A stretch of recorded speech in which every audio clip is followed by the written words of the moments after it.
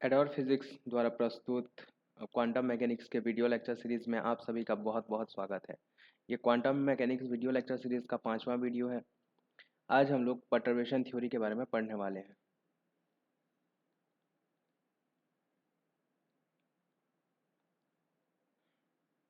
या यूँ बोलें कि अप्रॉक्सीमेशन मेथड्स के बारे में पढ़ने वाले हैं।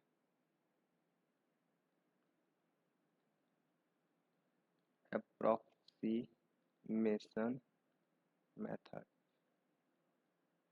अप्रॉक्सीमेशन मेथड्स क्या होते हैं?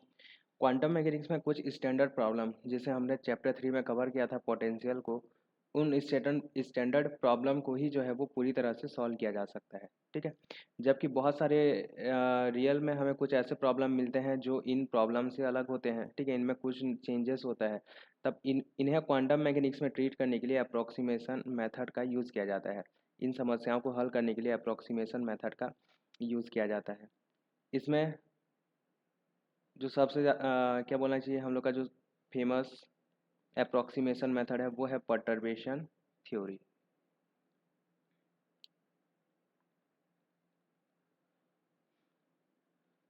Perturbation theory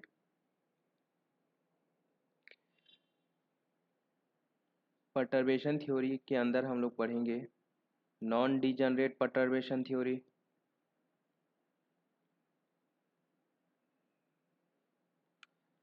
perturbation theory, degenerate,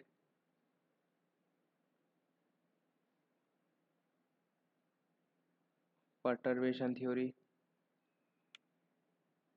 और थर्ड पढ़ेंगे टाइम डिपेंडेंट परटर्बेशन थ्योरी के बारे में। ठीक है, ये 3 परटर्बेशन थ्योरी के बारे में पढ़ेंगे। इसके बाद हमारा सेकेंड टॉपिक होगा WKB approximation.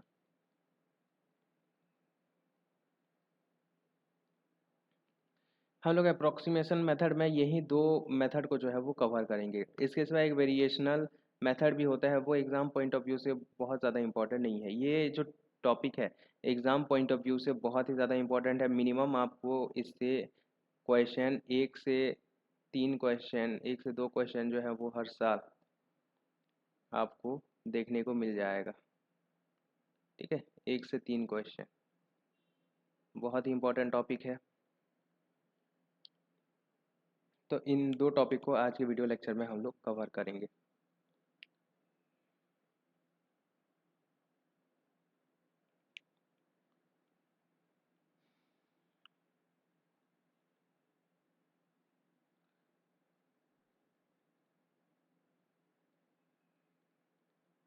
Perturbation theory.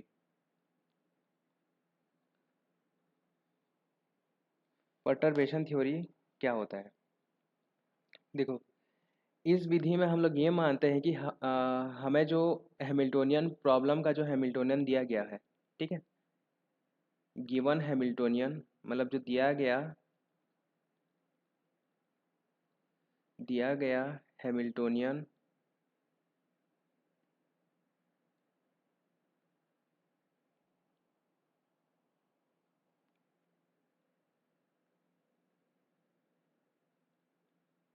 Hamiltonian H cap.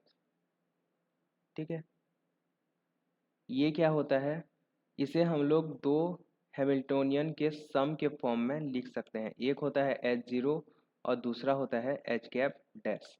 ठीक है, यहाँ पे जो H0 होता है, ठीक है, ये होता है अनपर्टब्ड हैमिल्टोनियन। देखो, यहाँ पे हम लोग सबस्क्रिप्ट सुपरस्क्रिप्ट का यूज़ करेंगे। जहाँ भी सबस्क्रिप्ट आपको 0 दिखे, ठीक है, या सुपरस्क्रिप्ट में 0 दिखे, समझ जाना कि ये जो है अनपर्टब्ड का बात कर रहा है। ठीक है, अनपर्टब्ड हैमिल्टोनियन। ठीक है, या फिर एक ऐसा हैमिल्टोनियन जिसका हल हमें पता हो। ठीक है, ये एक ऐसा हैमिल्टोनियन होगा जिसका हल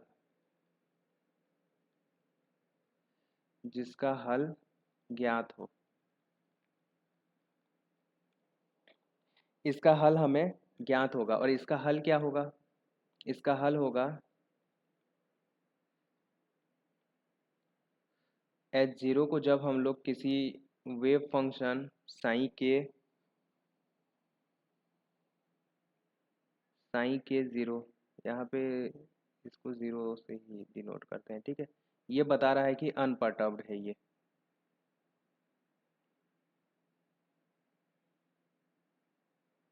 अनपर्टर्ब्ड को रिप्रेजेंट कर रहा है। H cap zero sine zero का जो वैल्यू है वो क्या आ जाएगा? ई के ज़ीरो और साइन के ज़ीरो, ठीक है। यानी कि यहाँ जो साइन के ज़ीरो है हम लोग का क्या होगा? साइन के ज़ीरो तरंग फलन या वेव फंक्शन होगा, सॉरी आइगन फलन होगा।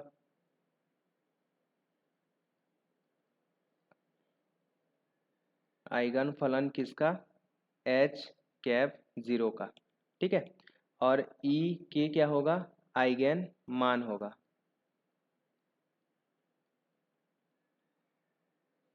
एच कैप ज़ीरो का साइन के ज़ीरो के संगत, ठीक है। यानी साइन के ज़ीरो के लिए ये क्या है? ई के ज़ीरो जो है वो आइगन मान है। और ये दोनों चीज़ें हमें क्या है? ज्ञात हैं, ठीक है, नोन। ये हमें जो है वो पता होगा, ये स्टैंडर्ड होगा। जैसे कोई हम लोग का हाइड्रोजन एटॉम हो गया, क्या बोलना चाहिए, सिंपल हार्मोनिक ऑक्सीलेटर हो गया, पार्टिकल इन ए बॉक्स हो गया, कोई ऐसा प्रॉब्लम होगा जो हमें पता होगा, ठीक है। और ये जो एच डैश है, ठीक है, इसे हम लोग बोलेंगे परटर्ब्ड हैमिल्टोनियन।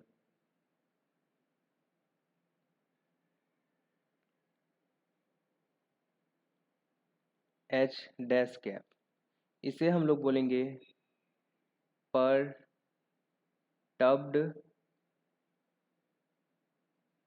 हैमिल्टोनियन, ठीक है। ये ये जो वैल्यू है एच डैश, ये वैल्यू बहुत ही कम होगा किसके कंपैरिजन में? एच जीरो डैश के कंपैरिजन में, ठीक है। तो ये होगा अनपर्टर्ब्ड हैमिल्टोनियन और इसका हल हमें ज्ञात नहीं होता, ठीक है। ये जो हैमिल्टोनियन है, इसी इसी के कारण जो है हमें हमारा जो ये हैमिल्टोनियन है ये क्या हो जाता है? चेंज हो जाता है।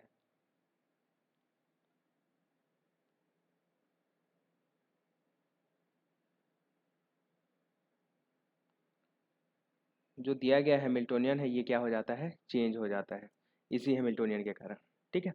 तो ये होता है perturbed Hamiltonian.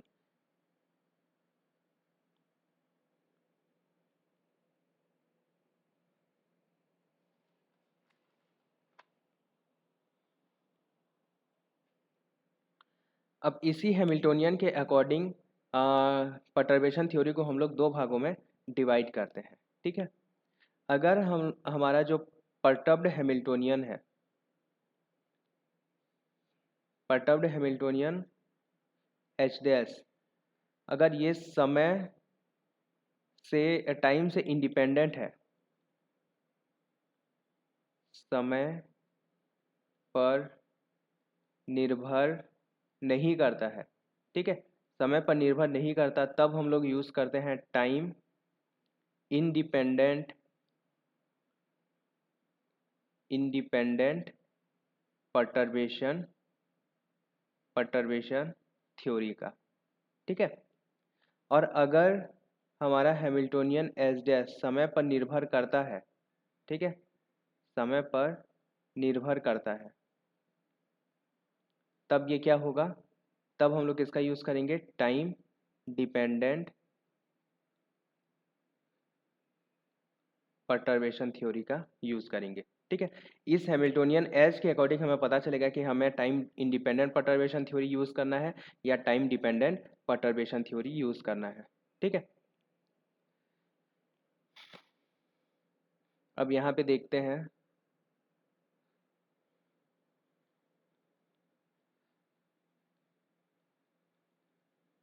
Time independent perturbation theory.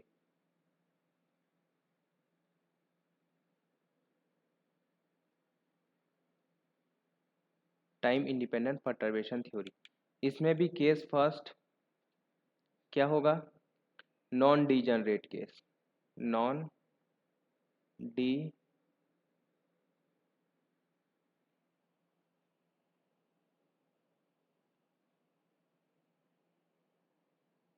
Non degenerate case, ठीक है, नॉन डीजनरेट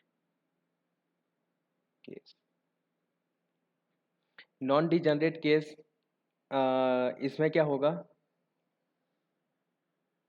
यदि ई जीरो के जो कि हमें ज्ञात है, ठीक है, ये क्या है, नॉन डीजनरेट है,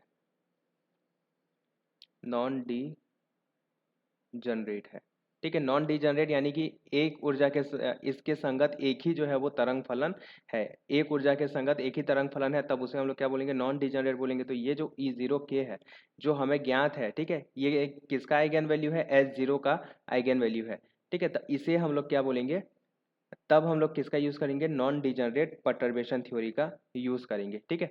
और इस केस में हम लोग क्या करते हैं,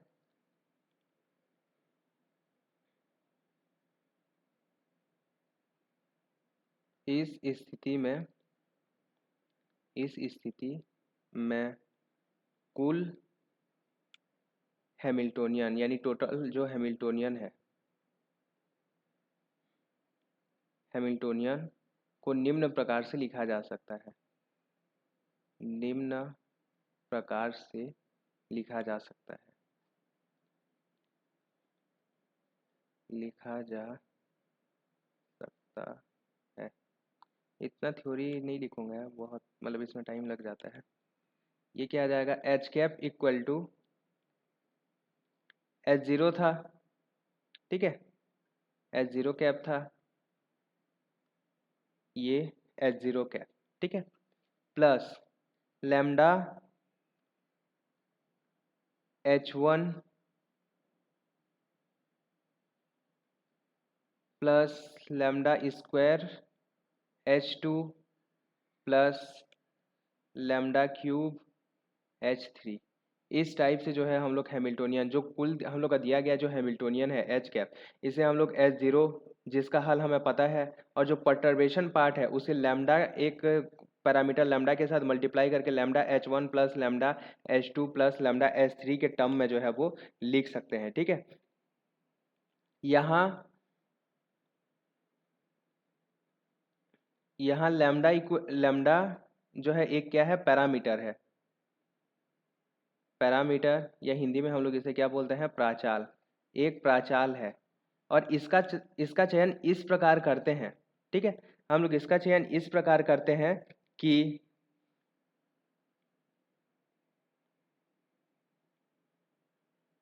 लैम्डा इक्वल टू ज़ीरो के लिए एच कैप जो है वो एच ज़ीरो के बराबर हो जाए, ठीक है, ये इसका चयन इस प्रकार करते हैं हम लोग। या इसका पूरा डेफिनेशन लिख देता हूँ, H cap psi equal to H zero psi के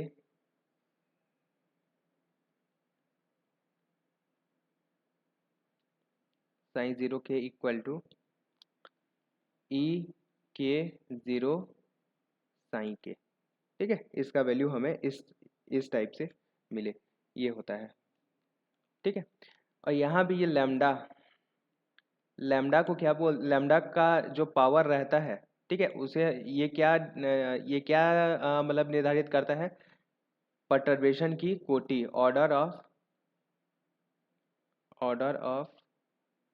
परटर्बेशन को जो है वो डिसाइड करता है। यहाँ लैम्डा का जो पावर होगा वही क्या होगा, हम लोग का ऑर्डर ऑफ क्या बोलना चाहिए, ऑर्डर ऑफ परटर्बेशन होगा। अगर यहाँ लैम्डा की पावर क्या है, एल है, तो एल क्या होगा, यहाँ पे ऑर्डर ऑफ परटर्बेशन होगा। जो भी टर्म लेंगे, जैसे ये फर्स्ट ऑर्डर परटर्बेशन, ये जो है सेकेंड ऑर्डर परटर्बेशन, ये क्या होगा, थर्ड ऑर्डर परटर्बेशन होगा। इन टर्म्स का नाम आप लोग याद रखेंगे। और इसका जो कुल हल होगा, ठीक है, यहाँ जो वेव फंक्शन एच कैप के लिए जो दिया गया वेव फंक्शन है, ठीक है, तरंग फलन एच का आइगन फलन आइगन फलन साई के इक्वल टू क्या आ जाएगा, साई के 0 प्लस लैम्डा साई के 1 प्लस लैम्डा स्क्वायर साई 2 के प्लस लैम्डा क्यूब साई के क्यूब। ये इस टाइप से इसे लिख सकते हैं, ठीक है। और इसका जो आइगन मान होगा, आइगन मान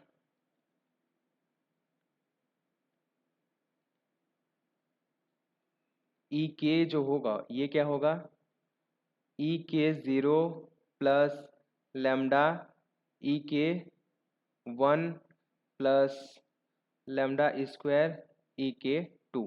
इसे इस टाइप से लिखेंगे, ठीक है। यहाँ पे ये क्या होगा, ये first order correction in energy, इसे हम लोग बोलेंगे second order correction in energy. ये क्या होगा, first order correction in wave function. ये क्या होगा, second order correction in wave function. इसे इस टाइप से क्या बोलना चाहिए, हम जो है वो डिनोट करेंगे। मेन हम लोग ये दो टर्म तक ही जो है वो ज्ञात करते हैं। इसमें भी वेव फंक्शन में फर्स्ट टर्म तक ही ज्ञात करते हैं, ठीक है। यहाँ पे मैं आप लोग को एक बार नोटेशन का जो है वो ये नोटेशन क्या क्या है इन्हें लिख दे रहा हूँ।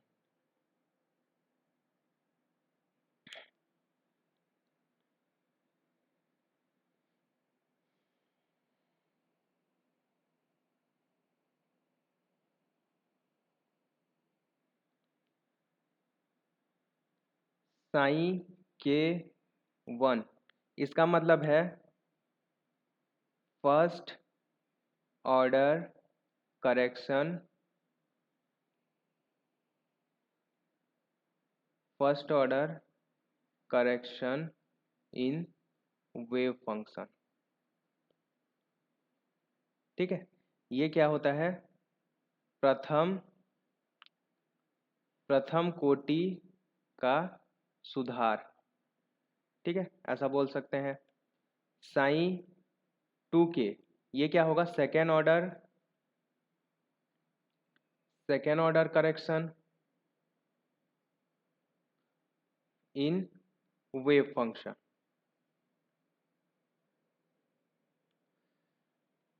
ई के 1 क्या हो जाएगा, फर्स्ट ऑर्डर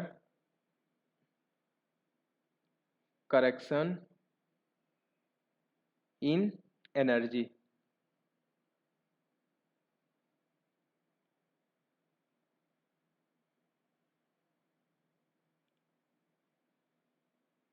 ई के 2 इक्वल टू क्या हो जाएगा, second order correction in energy, ठीक है। और इन्हीं का वैल्यू हमें ज्ञात करना रहता है, इनका वैल्यू ज्ञात करेंगे, ठीक है। और ऊपर वाले इक्वेशन में जब वैल्यू रख देंगे तब हमें जो है वो क्या बोलना चाहिए, एनर्जी आइगन वैल्यू और वेव फंक्शन जो है वो मिल जाएगा। वेव फंक्शन क्या हो जाएगा, साई के जो टोटल है वो हो जाएगा साई के 0 जो कि हमें ज्ञात है, प्लस लैम्डा, जनरली लैम्डा का जो वैल्यू है वो हम लोग 1 ही लेंगे, ठीक है। बाकी ये लैम्डा भी रहेगा यहाँ पे, लैम्डा साई के 1 प्लस लैम्डा साई के 2, ठीक है।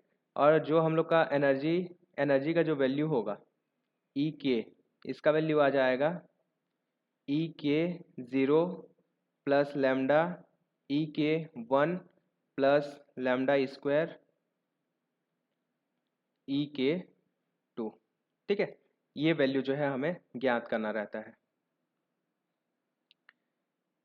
आप लोग जो है ये वैल्यू याद रखेंगे for non degenerate perturbation theory, for not degenerate perturbation, जो first order correction in energy होगा ई के 1, ई के 1 का वैल्यू होगा expectation value of H dash जो अनपर्टर्ब्ड हैमिल्टोनियन होगा, ठीक है, उसका एक्सपेक्टेशन वैल्यू निकाल देंगे साइन जीरो, जो कि हमें ज्ञात है, ठीक है। अनपर्टर्ब्ड हैमिल्टोनियन के लिए जो वेव फंक्शन होगा उसी के लिए इसका एक्सपेक्टेशन वैल्यू निकाल देंगे, ठीक है। प्रत्याशित मान, एक्सपेक्टेशन वैल्यू कैसे निकालना है ये हम लोग पहले भी डिस्कस कर चुके हैं, ठीक है। तब क्या करेंगे, उसका प्रत्याशित मान बस क्या करेंगे, ज्ञात कर लेंगे, और यही हमारा क्या होगा, फर्स्ट ऑर्डर करेक्शन होगा, ठीक है। इसका मतलब क्या है, इसको मैं आप लोग को एक बार वर्ड्स में लिख देता हूँ। फर्स्ट ऑर्डर करेक्शन लिखने की जरूरत नहीं है, ठीक है। ये क्या होता है, just the expectation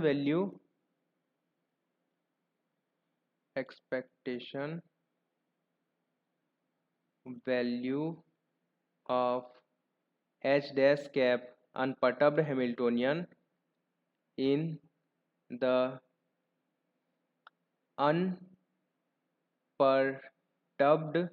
unperturbed state sine zero के, ठीक है। अनपर्टर्ब्ड स्टेट साइन जीरो के में क्या करेंगे, इसका एक्सपेक्टेशन वैल्यू निकाल देंगे, तब हमें जो है वो first order correction in energy मिल जाएगा। First order correction in wave function, first order correction in wave function क्या होता है,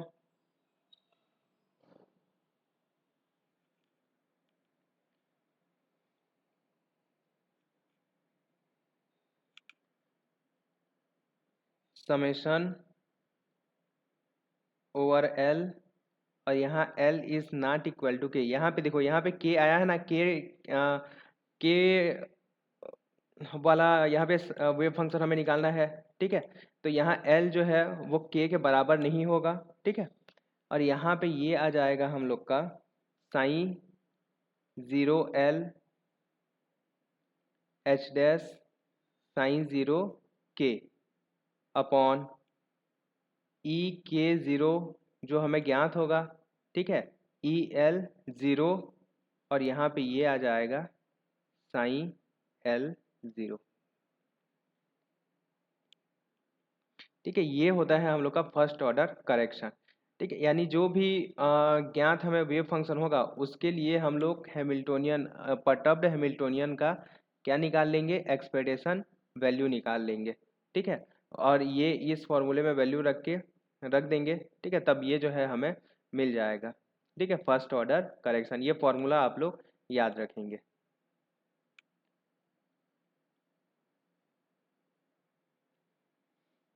इसके बाद second order correction in energy, second order correction in energy क्या होता है, इसका भी फॉर्मूला जो है वो लगभग सेम होता है, ठीक है। Summation of L, L is not equal to K, यहाँ पे sine L zero H dash sign K zero, same formula, ठीक है। बस यहाँ पे क्या आ जाएगा, एक्सपेक्टेशन का स्क्वायर आ जाएगा, ठीक है। और यहाँ पे भी ये सेम रहेगा, ई K zero minus E L zero, ठीक है। इस टाइप से कभी कभी ये ऐसा भी लिखा हुआ होता है, sign L, L is not equal to K, sign L zero H dash sign K, ये एच डैश है, H dash cap sign K zero, और यहाँ पे sign K zero H cap dash sign L zero, इस type से भी लिखा हुआ हो तो भी ये जो है हम लोग का क्या है, सेकेंड ऑर्डर करेक्शन है।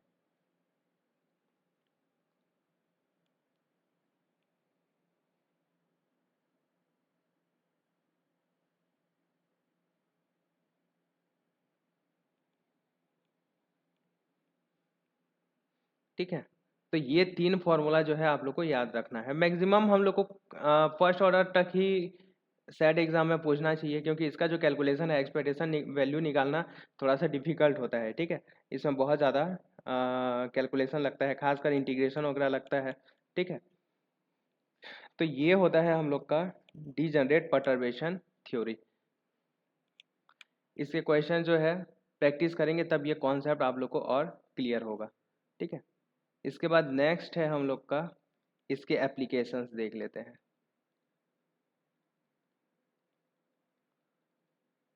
एप्लीकेशंस।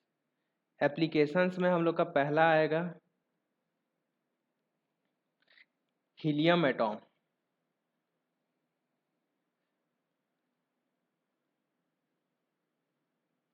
हीलियम एटॉम, ठीक है, He एटॉम के बारे में देखते हैं। अगर आपको हीलियम एटॉम के बारे में याद हो तो हीलियम एटॉम क्या होता है, यहाँ पे एक न्यूक्लियस होता है जिसमें एक न्यूट्रॉन और एक प्रोटॉन होते हैं, ठीक है, और यहाँ पे जो है इसके बाहरी कक्षा में 2 इलेक्ट्रॉन जो है वो क्या बोलना चाहिए, चक्कर लगाते रहते हैं, ठीक है, 2 इलेक्ट्रॉन। अब क्या होता है, देखो ये इलेक्ट्रॉन इस पर अट्रैक्शन फोर्स लगाता है, ये इलेक्ट्रॉन इस पर अट्रैक्शन फोर्स लगाता है, और साथ ही साथ यहाँ एक चीज और होता है, ठीक है, वो क्या होता है, इन दोनों के बीच में जो है वो रिपल्सन भी होता है, ठीक है। तो मान लेते हैं कि ये हमारा क्या है, R1 है, ये हमारा क्या है, R2 है। तब इसके लिए, इस सिस्टम के लिए हैमिल्टोनियन कैसे लिखेंगे, देखो इसके लिए जो हैमिल्टोनियन H कैप आएगा, ठीक है, हैमिल्टोनियन H कैप के कैसे लिखेंगे, माइनस H लाइन का स्क्वायर, ठीक है, by 2m del 2 del one का स्क्वायर माइनस जेड, ये काइनेटिक एनर्जी के लिए, ये पोटेंशियल एनर्जी के लिए, minus Z E square R1, ठीक है, ये पहले इलेक्ट्रॉन के कारण हो गया। दूसरे इलेक्ट्रॉन के लिए क्या लिखेंगे, माइनस H लाइन का स्क्वायर बाई 2m डेल 2 का स्क्वायर माइनस, इन दोनों को साथ में लिख देता हूँ, minus H line square upon 2m del 2 का square minus Z E square by R2 का R2 से, ठीक है।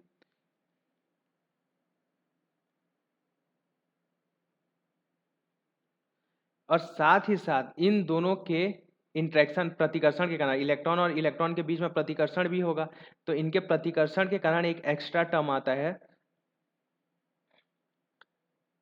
प्लस ई स्क्वायर R12, ठीक है, ये क्या है, ये है हमारा R12, ये वेक्टर R12 है, ठीक है। तो ये एक एक्स्ट्रा टर्म आता है, ठीक है, इसी को हम लोग क्या बोलते हैं, परटर्ब्ड हैमिल्टोनियन बोलते हैं। यहाँ पे देखो ये जो है ये स्टैंडर्ड हैमिल्टोनियन है, हाइड्रोजन एटॉम के लिए ये स्टैंडर्ड हैमिल्टोनियन है, ये हम लोग को ज्ञात रहता है, ठीक है। ये H2,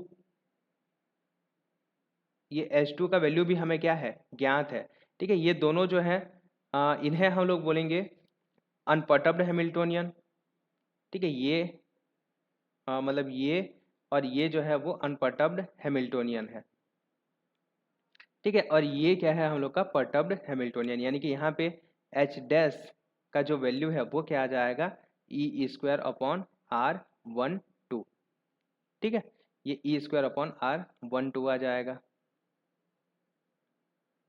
अब क्या करना है, अगर हम लोग first order correction in energy अगर देखना चाहते हैं, तब हम लोग क्या करेंगे, जस्ट इसका जो वेव फंक्शन है, ठीक है, मतलब हाइड्रोजन एटॉम के लिए जो वेव फंक्शन होता है ग्राउंड स्टेट के लिए, उस वेव फंक्शन के लिए यहाँ पे इसका एक्सपेक्टेशन वैल्यू निकाल देंगे, ठीक है। ये क्या आ जाएगा, साइन के 0, जो कि हाइड्रोजन का वेव फंक्शन होगा, ठीक है, इसके लिए ये ई स्क्वायर R12 का एक्सपेक्टेशन वैल्यू निकाल देंगे, इससे हमें फर्स्ट ऑर्डर करेक्शन मिल जाएगा। आप लोग को जो याद रखना है, ठीक है, इतना लंबा कैलकुलेशन हम लोग नहीं करेंगे, लेकिन आप लोग ये हीलियम एटॉम के लिए ये स्टैंडर्ड प्रॉब्लम है ना, इसे आप लोग याद रखेंगे, ठीक है, ये परटर्बेशन थ्योरी का स्टैंडर्ड एग्जांपल है, इसका वैल्यू आप लोग याद रखेंगे। इसका जो वैल्यू आएगा वो आएगा 5/2 m0 e की power 4 upon 2 H line square, ठीक है, ये वैल्यू आप लोग याद रखेंगे। फर्स्ट ऑर्डर करेक्शन जो है, फर्स्ट ऑर्डर करेक्शन का वैल्यू इतना आता है, ठीक है। यहाँ अगर हम लोग m0 e की पावर 4 2h लाइन स्क्वायर को अगर हम लोग WH ले लें, ठीक है, तो इसे हम लोग क्या लिख सकते हैं, EK1 इक्वल टू 5/2 WH, ठीक है। और WH के टर्म में, जो WH के टर्म में इसकी जो हाइड्रोजन एटॉम की जो एनर्जी आती है, ठीक है, हाइड्रोजन एटॉम की जो एनर्जी आती है WH के टर्म में, वो आती है -4 WH आती है, ठीक है। हीलियम एटॉम के लिए इसका दुगना हो जाएगा, मतलब हीलियम एटॉम के लिए टोटल ये आता है, आप लोग सीधा हीलियम एटॉम के लिए लिखो, हाइड्रोजन एटॉम के लिए क्यों लिखेंगे।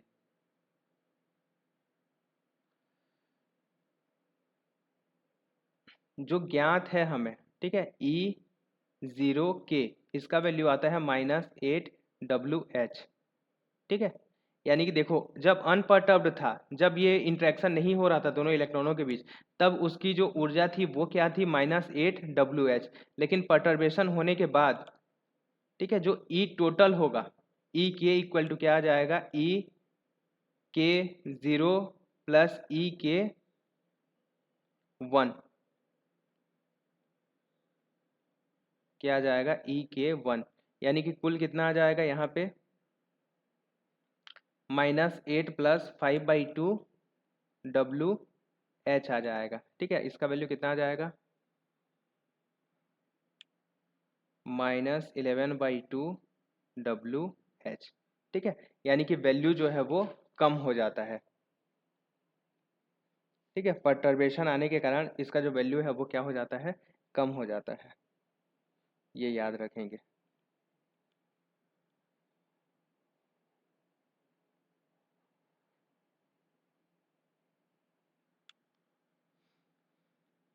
तो ये है, आपको जो याद रखना है यहाँ, ये है first order correction in energy.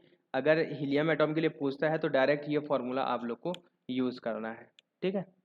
यहाँ हो सकता है ये मल्टीप्लाई करके 4 दे दे, तो आप लोग ध्यान रखेंगे 5/2 M0 E की पावर 4 2H लाइन का स्क्वायर, ये हीलियम एटॉम के लिए है।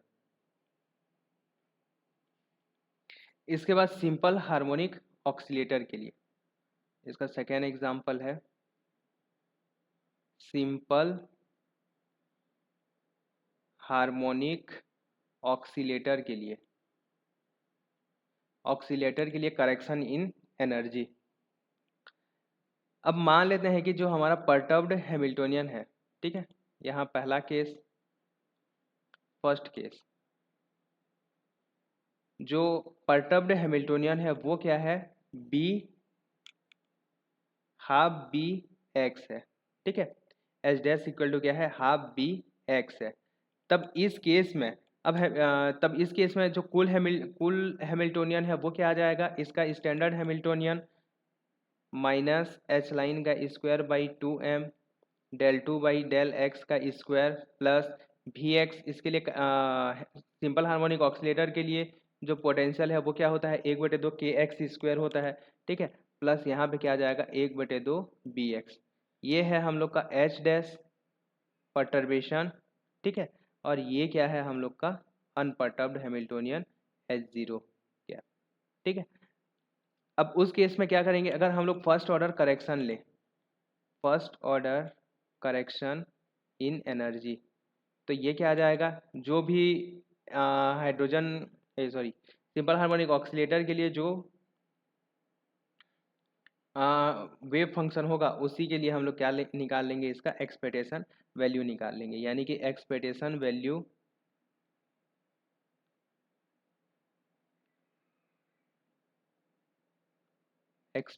वैल्यू ऑफ ½ BX, और यहाँ पे ये क्या आ जाएगा साइन K0, ठीक है।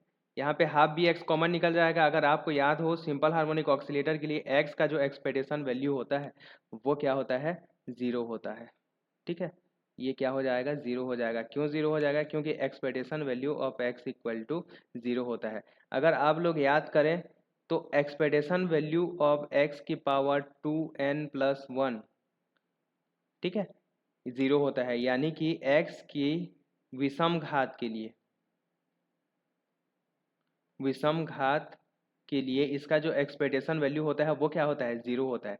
यानी कि first order correction in energy ठीक है, यहाँ पे एक पॉइंट आप लोग नोट कर लीजिए कि विषम घातों सहित परटब्ड हैमिल्टोनियन के लिए ये क्या होगा, अगर इसमें विषम घात है, जैसे कि एच एच में कौन सा टर्म हो, एक्स वाला टर्म हो, एक्स का क्यूब वाला टर्म हो, ठीक है, एक्स की पावर 5 वाला टर्म हो, या एक्स प्लस एक्स का क्यूब वाला टर्म हो, इस टाइप से अगर टर्म हो, ठीक है, तब first order correction in energy क्या हो जाएगा, first order correction in energy जो है वो ज़ीरो हो जाएगा। ठीक है, ये इंपॉर्टेंट पॉइंट है, आप लोगों को कैलकुलेट नहीं करना है। ये इससे रिलेटेड जो है वो क्वेश्चन आ चुका है। ठीक है, प्रीवियस ईयर क्वेश्चन जो है वो इससे रिलेटेड आ चुका है। एक्स का क्यूब का जो है वो परटर्बेशन पूछा है। ठीक है, एक्स क्यूब का सिंपल हार्मोनिक ऑक्सीलेटर के लिए परटर्बेशन क्या हो जाएगा, फर्स्ट ऑर्डर करेक्शन, ये ज़ीरो हो जाएगा। कोई भी विषम घात है तो आप लोग याद रखेंगे कि ये जो है वो ज़ीरो हो जाएगा। इसके लिए एक चीज़ और याद रखेंगे कि first order correction in wave function में जो फर्स्ट ऑर्डर करेक्शन है उसका वैल्यू क्या आ जाएगा, b/2 alpha under root half. ठीक है, ये हो जाएगा, ये फॉर्मूला आप लोग याद रखेंगे, ये होता है फर्स्ट ऑर्डर करेक्शन। एक फॉर्मूला ऐसे इम्पोर्टेंट तो नहीं है, हाँ यहीं तक याद रखेंगे। ठीक है, first order correction in wave function. ठीक है, अब केस 2 देख लेते हैं। अगर पावर क्या हो, इवन हो, अगर एच डैश इक्वल टू क्या हो, बी हाफ बी एक्स का स्क्वायर हो। ठीक है, यहाँ पे अगर एक्स स्क्वायर वाला टर्म हो तब क्या होगा, फर्स्ट ऑर्डर करेक्शन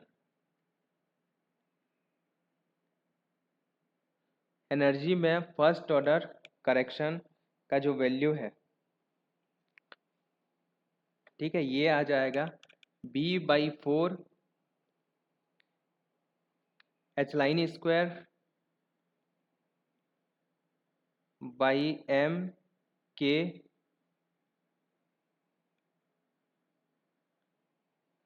की पावर हाफ और 2k+1।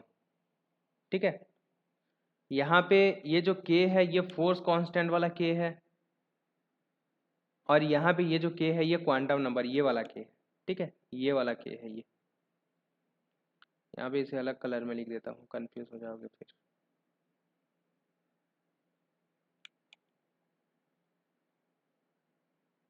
k और यहाँ पे ये k,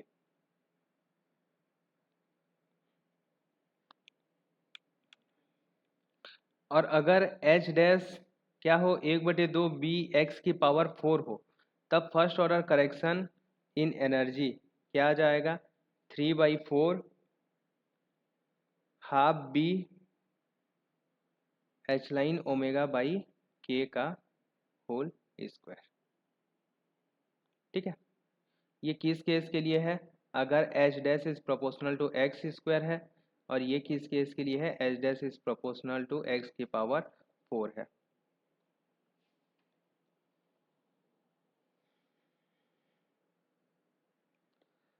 इसका थर्ड एप्लीकेशन है जीमान इफेक्ट।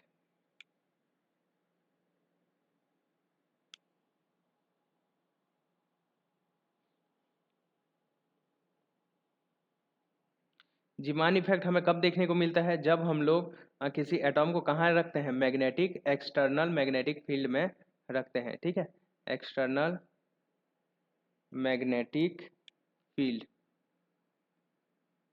वेक्टर बी में अगर हम लोग इसे रखते हैं, ठीक है, तब हमें जो है ये इफेक्ट देखने को मिलता है। इसमें आप लोग ये याद रखेंगे कि इसके लिए जो फर्स्ट ऑर्डर करेक्शन है, first order correction Zeeman effect में जो फर्स्ट ऑर्डर करेक्शन आता है वो क्या आता है, M E H line by 2 mu B. ठीक है, जहाँ पे m जो है वो क्वांटम नंबर है, एल एम वाला क्वांटम नंबर है, और यहाँ पे जो म्यू है वो क्या है, रिड्यूस मास, रिड्यूस्ड मास, समानित द्रव्यमान जिसे हम लोग बोलते हैं, जिसका वैल्यू क्या होता है, M E M P upon M E plus M P हो जाएगा। ठीक है, ये समानित द्रव्यमान है। ये first order correction. Second order correction क्या हो जाएगा, याद रखेंगे, ये फॉर्मूला बस आप लोग याद रखेंगे। ठीक है, इसका डेरिवेशन कैलकुलेशन में हम लोग नहीं जाएंगे, क्योंकि इससे ना, इससे बेस्ड ये डायरेक्ट जो वैल्यूज़ हैं ये पूछता है। ठीक है, एक तो वो सिंपल हार्मोनिक ऑक्सीलेटर वाला आ चुका है, हीलियम एटम और जीमान इफेक्ट से क्वेश्चन नहीं आया है, हो सकता है कि इस बार पूछ ले।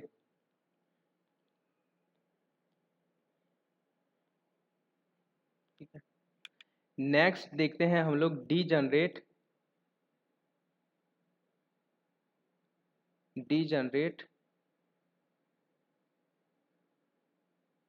Perturbation theory. Degenerate perturbation theory, मतलब इसके थ्योरी में हम लोग बहुत ज़्यादा डिटेल में नहीं जाएंगे। यहाँ पे मैं आप लोग को इसका एक इम्पॉर्टेंट एप्लीकेशन बता दे रहा हूँ, जिससे रिलेटेड क्वेश्चन जो है वो प्रीवियस ईयर में पूछ चुका है। ठीक है, एप्लीकेशन, इसका एप्लीकेशन आता है स्टार्क इफेक्ट में, स्टार्क इफेक्ट। ठीक है, जीमान इफेक्ट के लिए हम लोग नॉन डीजनरेट परटर्बेशन थ्योरी का यूज़ करते हैं, और स्टार्क इफेक्ट के एक्सप्लेनेशन के लिए हम लोग डीजनरेट परटर्बेशन थ्योरी का यूज़ करते हैं। ये आप लोग याद रखेंगे। ठीक है, हो सकता है कि जोड़ी मिलाओ टाइप के क्वेश्चन में ऐसा कुछ पूछ दे, तो इसके लिए आप लोग याद रखेंगे कि फर्स्ट ऑर्डर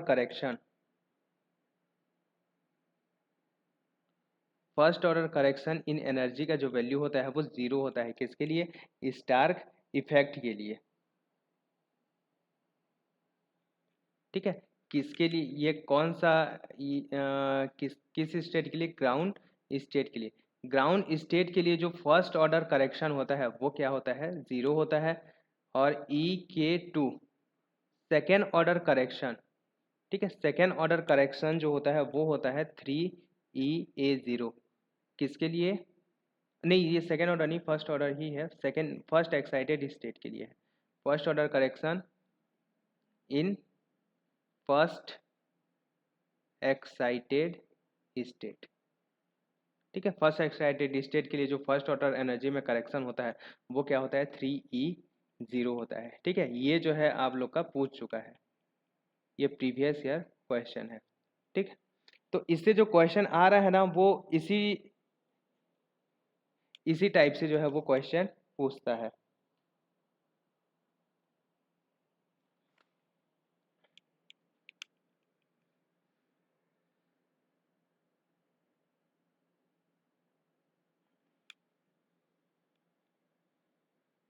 के बाद नेक्स्ट आता है हमारा टाइम डिपेंडेंट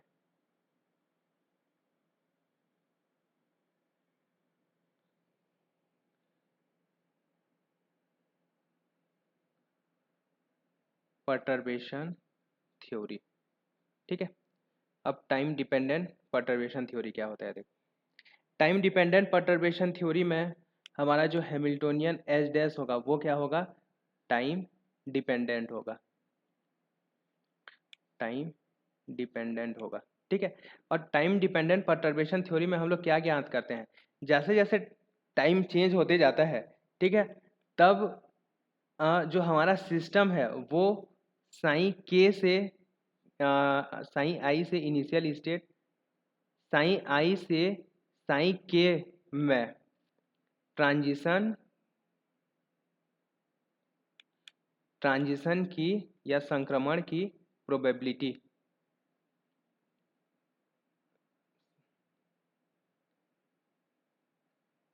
संक्रमण की प्रायिकता कैलकुलेट करते हैं इससे। ठीक है, प्रायिकता की गणना करते हैं। साइन आई से साइन के में इसका ट्रांजिशन का क्या प्रोबेबिलिटी है इसे हम लोग कैलकुलेट करते हैं। ये क्या क्या बताता है, WI से जो है इसे रिप्रेजेंट करते हैं, या सिंपली WK से जो है रिप्रेजेंट करते हैं। ठीक है, इस टाइप से रिप्रेजेंट करते हैं, या इसके लिए अलग अलग नोटेशन होता है। यहाँ पे ये संक्रमण की प्रायिकता जो है वो कैलकुलेट करते हैं किसमें, टाइम डिपेंडेंट परटर्बेशन थ्योरी में। आप लोग याद रखेंगे इसमें क्या कैलकुलेट किया जाता है, संक्रमण की प्रायिकता, probability of transition, probability of transition from state I to state K.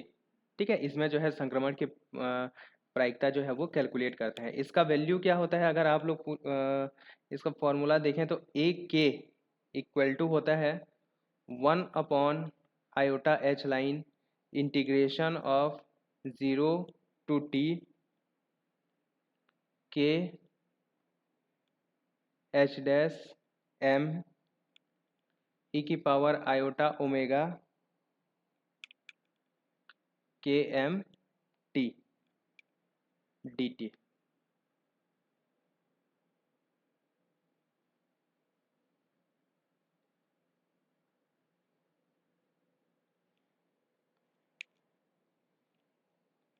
ठीक है, ये होता है ट्रांजिशन प्रोबेबिलिटी। यहाँ एम लिख लो,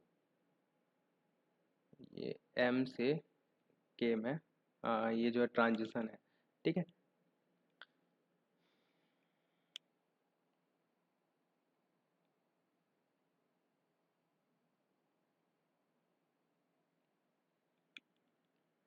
यदि परटर्बेशन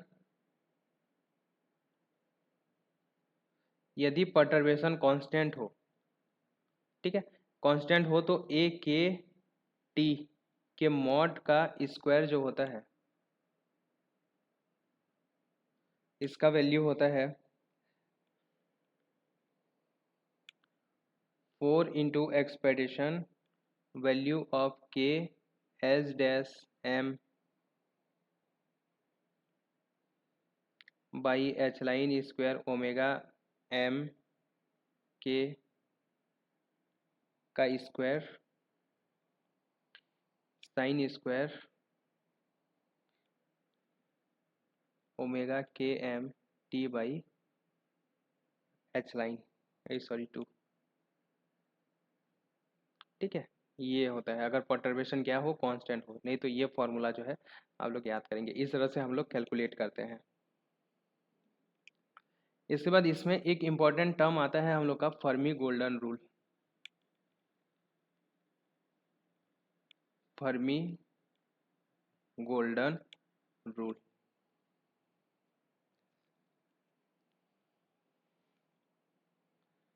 फर्मी गोल्डन रूल हमें क्या बताता है, ये जो है ट्रांजिशन प्रोबेबिलिटी, संक्रमण की प्रायिकता, ट्रांजिशन प्रोबेबिलिटी, ठीक है, संक्रमण की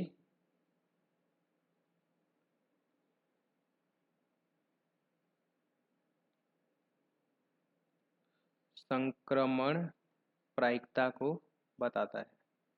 ठीक है, संक्रमण प्रायिकता, और ये जो संक्रमण प्रायिकता होता है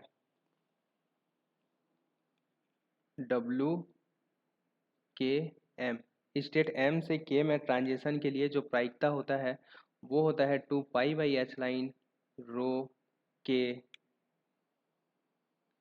मॉड के एच डैश और एम, एच एम स्टेट में जो अनपर्टर्ब्ड हैमिल्टोनियन है उसका एक्सपेक्टेशन वैल्यू का स्क्वायर। ठीक है, जहाँ पे रो के क्या है, रो के है अंतिम अवस्था का घनत्व। ठीक है, अंतिम अवस्था का घनत्व या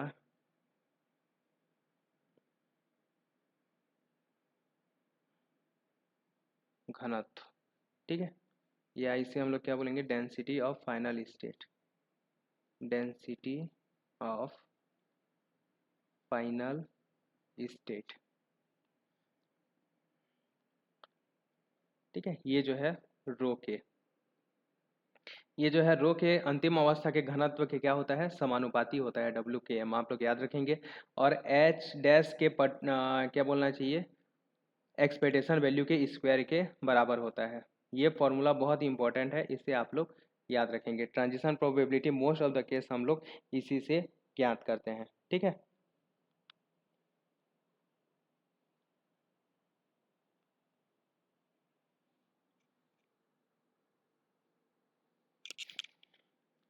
इसके बारे में एक चीज़, कुछ पॉइंट जो है आप लोग याद रखेंगे। यह यह एक ऊर्जा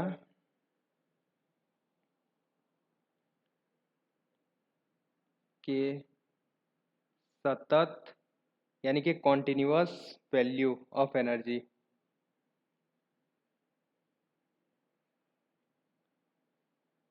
कॉन्टिन्यूअस वैल्यू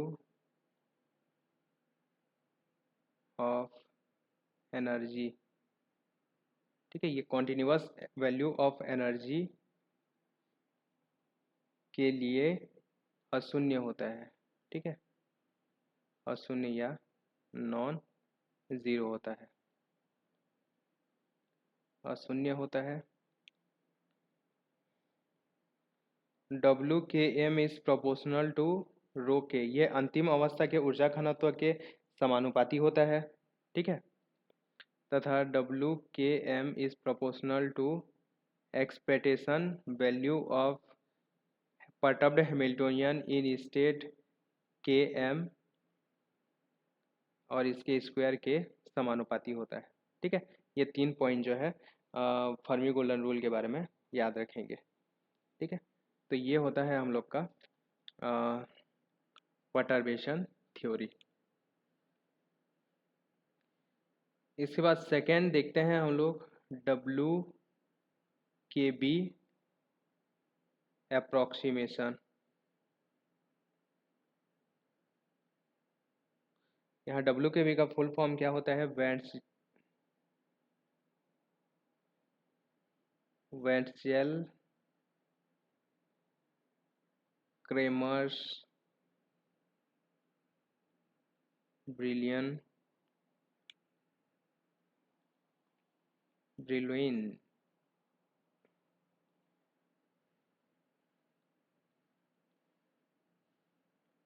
ब्रिलुइन मेथड, ठीक है। ये अप्रोक्सीमेशन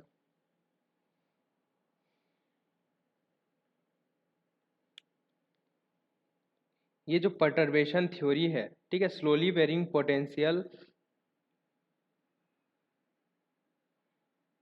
एप्लीकेबल फॉर, ये याद रखेंगे, ठीक है, applicable for slowly varying potential potential function of position, ठीक है। ये ऐसे पोटेंशियल के लिए वेरिड है जो एक तो स्लोली वेरिंग हो और दूसरा किसका फंक्शन हो? पोजीशन का फंक्शन हो, वेलोसिटी का फंक्शन नहीं होना चाहिए, ठीक है। इसकी वैलिडिटी के लिए कंडीशन देख लो, वैलिडिटी कंडीशन। इससे रिलेटेड जो क्वेश्चन है वो प्रीवियस ईयर में पूछ चुका है। पहला, अगर हम लोग वेव वेक्टर के टर्म में देखें तो डी के by D T sorry D के बाई डी एक्स का जो वैल्यू है वो लेस देन इक्वल टू होना चाहिए के स्क्वायर के, या इसी को क्या लिखा जाता है? 1/k² डी के अपॉन डी एक्स का जो वैल्यू है वो छोटा होना चाहिए किससे? 1 से, तभी जो है ये मेथड एप्लीकेबल होगा। Second, del lambda upon lambda का जो वैल्यू है वो less than equal to 2 pi होना चाहिए, ठीक है। यानी fractional change of wavelength must be small compare to fractional change of wavelength must be small compare to must be small compared to 2 pi. ये जो वैल्यू है वो 2 पाई से कम होना चाहिए। थर्ड कंडीशन, एच लाइन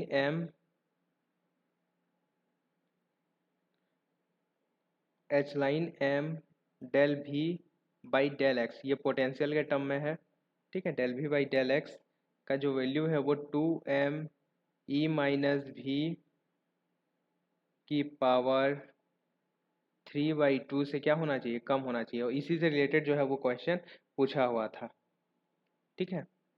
या इसी को हम लोग क्या लिखते हैं, lambda del V by del X upon 4 pi E minus V का जो वैल्यू है वो लेस देन 1। ये जो तीन केस हैं ये बहुत ही इंपॉर्टेंट है, ठीक है। इससे रिलेटेड जो है वो क्वेश्चन पूछ चुका है।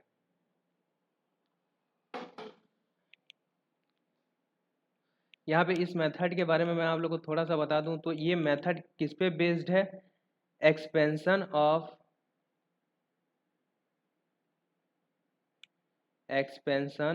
Of problem in terms of H line. यहाँ पे क्या करते हैं, एच लाइन के पदों में जो है ये दी गई समस्या जो हैमिल्टोनियन होता है उसका प्रसार करते हैं एच लाइन के पदों में, और हायर टर्म को and neglecting higher terms higher terms, higher order term, और हायर ऑर्डर टर्म को क्या कर देते हैं, नेग्लेक्ट कर देते हैं, ठीक है। इस टाइप से जो है इसमें क्वेश्चंस को सॉल्व किया जाता है, ये आप लोग याद रखेंगे।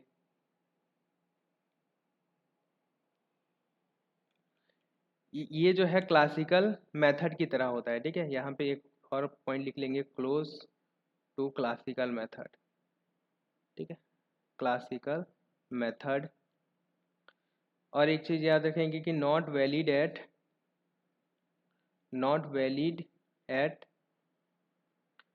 Turning point, turning point. अब ये टर्निंग पॉइंट क्या होता है, यहाँ पे ये टर्निंग पॉइंट ना बहुत ही इम्पोर्टेंट है।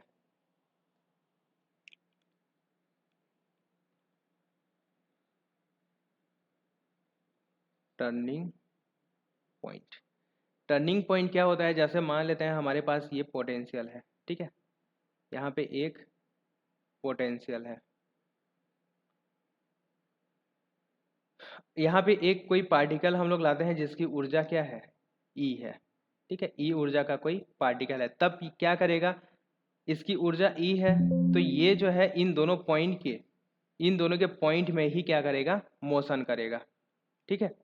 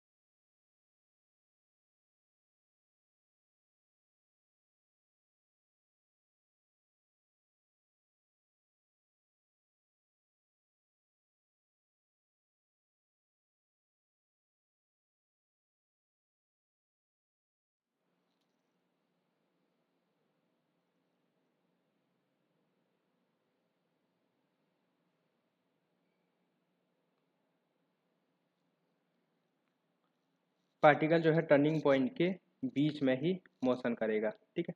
इस पॉइंट को हम लोग बोलते हैं टर्निंग पॉइंट।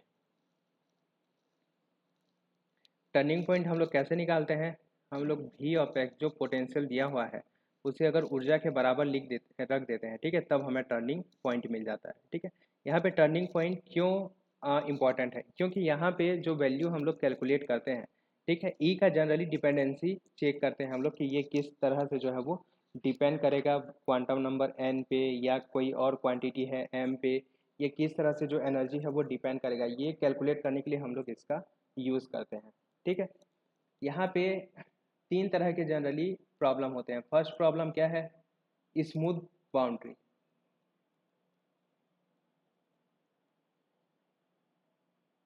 स्मूथ बाउंड्री यानी कि ये इस टाइप का फंक्शन होगा, ठीक है, ये फर्स्ट केस का फंक्शन। और इस केस में, ठीक है, यहाँ पे हम लोग क्या लिखेंगे कि integration A to B P D X. अच्छा, पी का वैल्यू क्या हो जाएगा, यहाँ पे देखो, P square by 2m plus potential v equal to क्या होता है, कुल ऊर्जा E। कुल ऊर्जा E इक्वल टू ये होता है, ठीक है। तो यहाँ से हम लोग P का वैल्यू क्या लिख सकते हैं, P का वैल्यू V को इधर पक्षांतर करेंगे, ये E माइनस V हो गया, ठीक है। 2m को पक्षांतर करेंगे, ये 2m हो गया, और ये अंडर रूट, ठीक है। तो P का वैल्यू यहाँ पे हम लोग क्या लिख सकते हैं, under root 2m E minus V, ठीक है। और ये क्या है, मान लेते हैं टर्निंग पॉइंट है, ये x इक्वल टू ए है, और ये क्या है, ये x इक्वल टू बी, दो टर्निंग पॉइंट है। तब हम लोग क्या करेंगे, integration A to B P D X, या फिर इसे हम लोग क्या लिखें, integration under root 2m E minus V D X का जो वैल्यू होता है, ठीक है, ये आता है 2n plus 1 pi by 2 H line, ठीक है। ये इंटीग्रेशन का वैल्यू ये आता है। यहाँ पे इस इंटीग्रेशन को सॉल्व करेंगे और यहाँ पे हमें जो है वो एनर्जी का वैल्यू मिल जाएगा। इस तरह से हम लोग एनर्जी आइगन वैल्यू जो है वो कैलकुलेट करते हैं, ठीक है। यहाँ पे आप लोग ये याद रखेंगे कि एन का जो वैल्यू है वो कहाँ से शुरू है, 0 से शुरू है, 0 1 2 3, ये इस टाइप से है, ठीक है। सेकेंड केस देखो, second case solid boundary, solid boundary, solid boundary मतलब क्या होगा, इस टाइप का बाउंड्री, जैसे पोटेंशियल इन ए बॉक्स में होता है, ठीक है। एक्स इक्वल टू ए और एक्स इक्वल टू बी पर अगर स्ट्रेट बाउंड्री है, ठीक है, तब इसे हम लोग क्या बोलेंगे, सॉलिड बाउंड्री बोलेंगे। और इस टाइप का अगर प्रॉब्लम है तब यहाँ पे ये जो वैल्यू है वो चेंज हो जाता है। इंटीग्रेशन ऑफ, यहाँ पे मान लेते हैं यहाँ पे टर्निंग पॉइंट तो एक्स इक्वल टू ए और बी ही होगा, ठीक है। 2m E minus V D x equal to क्या आ जाएगा, एन पाई एच लाइन। अगर n का वैल्यू जो है वो 1 से शुरू हो, 1 2 3 से शुरू हो, और n प्लस 1 पाई एच लाइन, अगर n का वैल्यू जो है वो 0 1 2 से शुरू हो, ठीक है। ये याद रखेंगे, ये होता है सॉलिड बाउंड्री के लिए। अब एक केस आता है, यहाँ पे थर्ड केस देख लो। ये क्या होगा, अगर एक जो बाउंड्री है वो सॉलिड हो और एक जो है वो स्मूथ हो, मतलब इस टाइप से, एक बाउंड्री जो है वो सॉलिड है और एक बाउंड्री क्या है, स्मूथ है। ये x इक्वल टू ए और यहाँ पे ये मान लेते हैं x इक्वल टू बी के लिए। तो इस केस में integration of A to B under root 2m plus 2m E minus V D X का जो वैल्यू है वो आ जाएगा n minus 1/4 pi H line, ठीक है। अगर n का वैल्यू जो है 1 2 3 हो, और n प्लस 3/4 पाई एच लाइन, अगर n का वैल्यू 0 1 2 3 इस टाइप से हो, ठीक है।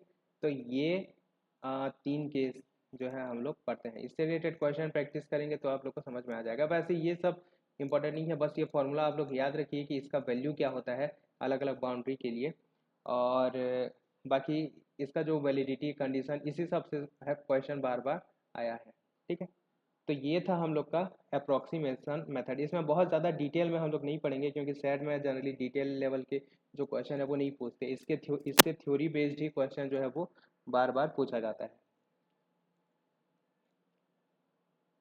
तो अप्रॉक्सीमेशन मेथड में इतना ही, ठीक है। वीडियो पसंद आए तो हमें सपोर्ट कीजिए, और एडोर फिजिक्स से जुड़ने के लिए आपका बहुत बहुत धन्यवाद।